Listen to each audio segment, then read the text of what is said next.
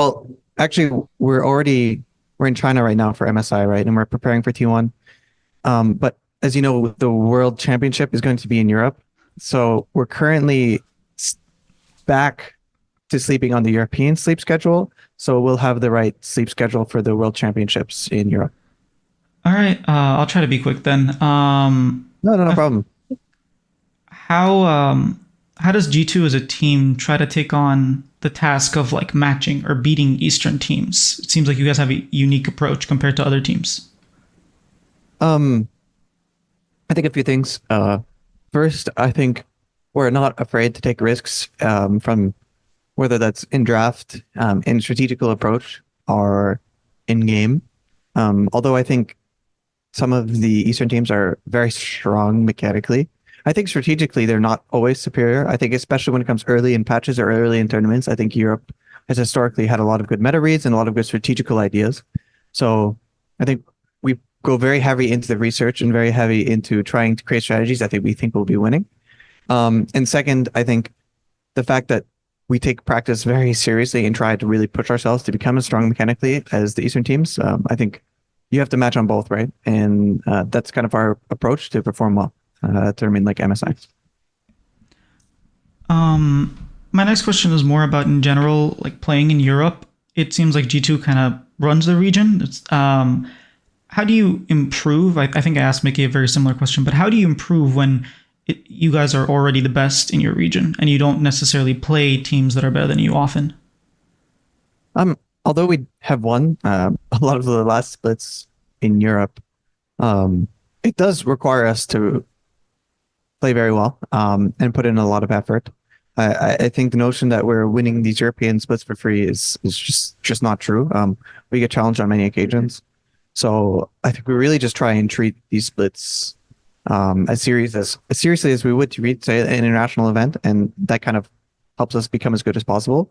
I also think that something I try and keep in mind this year is the strategies we are running. Would I feel confident in running them against an international team? The answer is no. Maybe we should have different.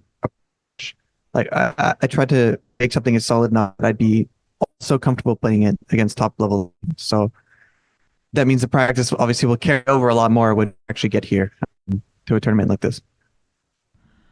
Um, Something that we heard during LEC finals was that G2 was already sleeping on the Chinese like time zone to get used to, the time difference and don't have jet lag.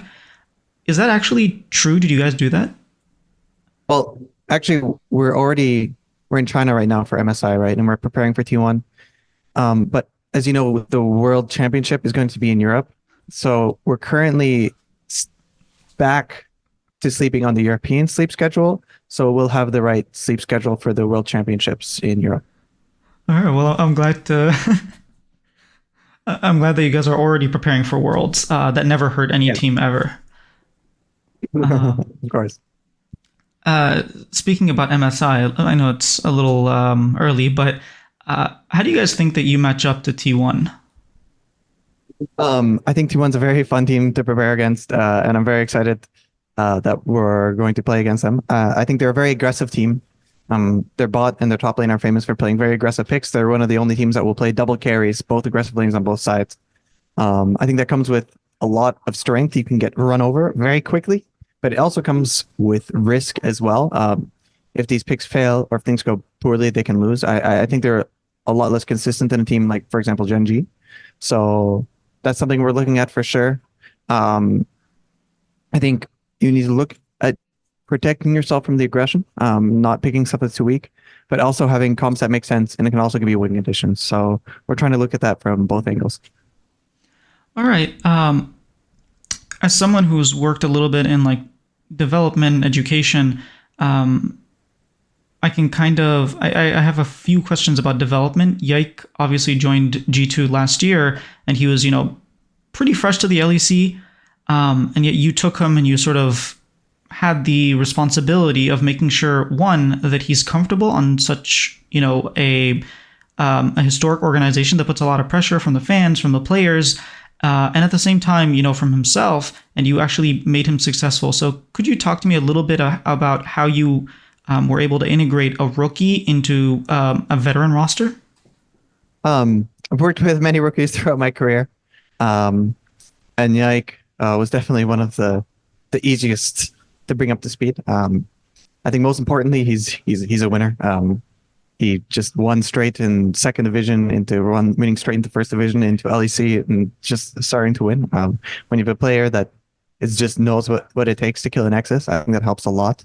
Um, I also think I'm very grateful to have not just me to integrate new players on the G2. We have a full coaching staff of I think 5 people now, right?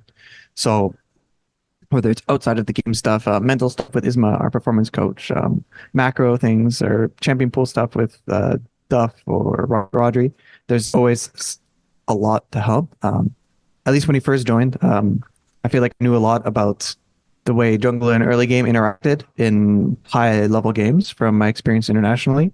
And I think I was able to impart some of that wisdom. But honestly, he knew so much already and is so naturally good at seeing the game that a lot of the transition was very natural. So I think when you have a rookie that's as talented as him, it becomes a lot easier, I would say.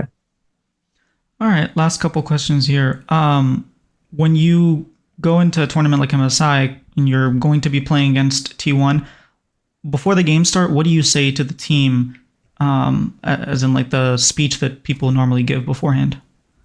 So actually, our pregame speeches are done by BB. We feel it's actually a lot more powerful when it comes from a player. I'll obviously have a lot of strategical talks before the game as far as what I want to accomplish in the drafting phase, what I want us to accomplish in the early game. And after the draft is done, I will always have just an overview of the game of what I want to see done. But as far as like the hype speech before the game to get us in the right mindset, I must say that is BB's specialty, and he's very good at it. And I'm sure he will have an amazing one cooked up for when we play T1. All right, last question here is I kind of want a bold prediction from you. Will you guys last more than 20 minutes against T1? Of course, we last more than 20 minutes against T1. We're also a strong early game team, and I think the game that they won, what was it, against FlyQuest, was a very big early game disaster. I think it was even some insane lane swap misplays that I don't think we would make. I think we will be competitive in the series for sure. We're looking to win, and yeah, I think we will do better for sure. All right, well, I'm excited to see the game. Thank you so much for doing this interview. Sorry again about the noise, and yeah, good Oh, luck. no, no problem. Great, thank you so much. I don't know, man. Apparently, my microphone is peaking. Yeah, it's a little stressful because apparently it's hurting other people's ears. I think Mickey later on said that, yeah, I just dealt with it. Dylan Falco was complaining about it. It was fine for Jan, and I think On as well. And then Lehen's, I don't know what's going on. I use this microphone all the time. I haven't had any problems with it. Anyways, enough about the microphone problem.